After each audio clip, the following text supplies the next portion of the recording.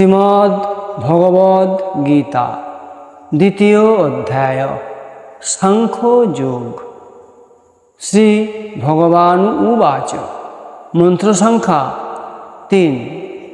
ক্লৈবাংস্মামগমঃ পার্থ নৈতত্তজ্জু প্রপদ্যতে ক্ষুদ্রং হৃদয় দৌর্বল্যং তক্ততিষ্ঠো পরন্তপঃ। ব্যাখ্যা: শ্রী ভগবান অর্জুনের প্রতি আর এক কষাঘাত দিলেন।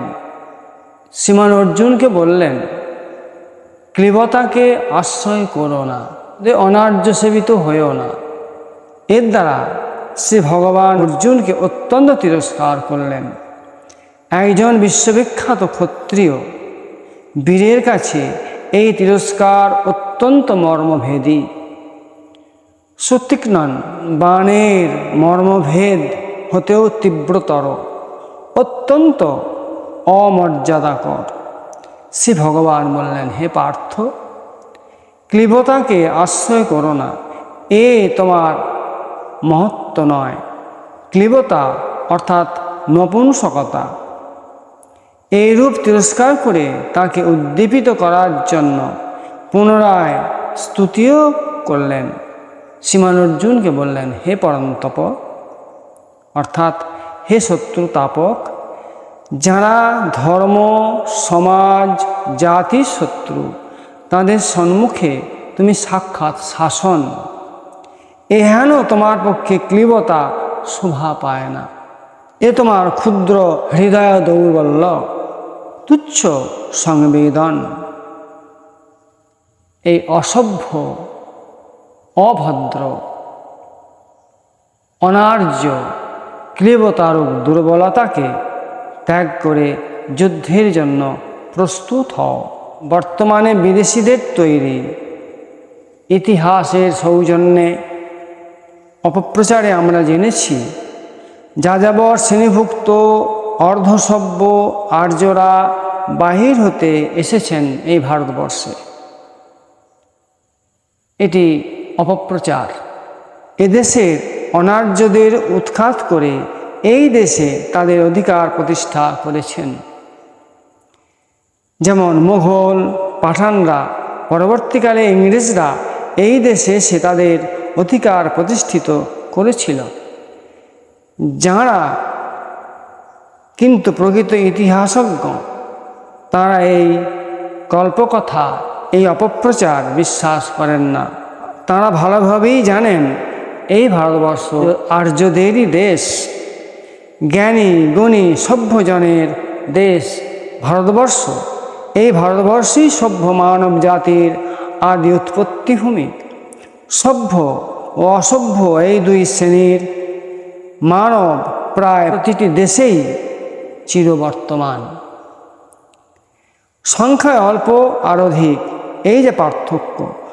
মহান এই ভারতবর্ষ চিরকালই সর্বাধিক গুণবান মানবের আবাসভূমি।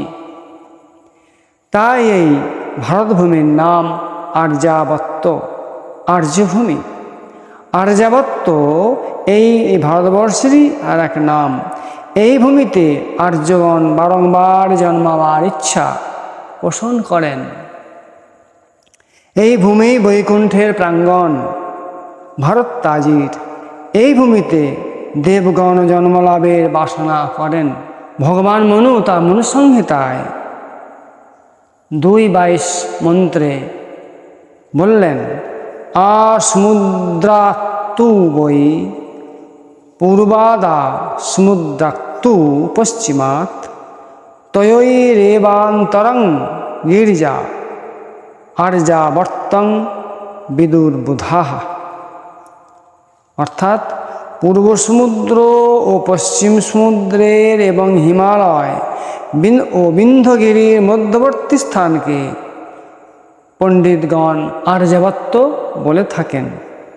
এই ভূমির অন্য আর এক নাম যজ্ঞীয় ভূমি, যে ভূমিতে কৃষ্ণসার মৃগসমূহ বিচরণ করে। এছাড়াও আছে ব্রহ্মাবর্ত দেশ, ব্রহ্মবিদেশ এবং মধ্যদেশ। এই সমস্তই আর্যভূমির অন্তর্গত। পৃথিবীর সমস্ত সভ্য জাতি এই আর্যগণ হতে নিজ নিজ চরিত্র বিষয়ে শিক্ষা লাভ করে সভ্য হয়েছেন ও ভবিষ্যতেও হবেন। শ্রুতি বলেছেন, আর্যা জ্যোতি রগ্রা, পৃথিবীর প্রতিটি মানবকেই আর্যত্ব দানের দায়িত্ব ভারতের আর্যদের উপরই ন্যস্ত। তাই পুনরায় আবার শ্রুতি বললেন, ক্রীণন্তু বিশ্ববার্যম, অর্থাৎ বিশ্বের সমস্ত মানবকে আর্য করো, অর্থাৎ মনুষ্যত্ব দান করো। তাই শ্রী ভগবান পুনরায় অর্জুনকে বললেন বেদান্তের কঠোপনিষদে 1:3-14 সংখ্যায়, উত্তিষ্ঠত জাগ্রত প্রাপ্য বরান নিবোধত, অর্থাৎ অর্জুন ওঠো, জাগো, যা তোমার বরণীয় প্রাপ্য তা লাভ করে ধন্য হও। জয় শ্রীকৃষ্ণ।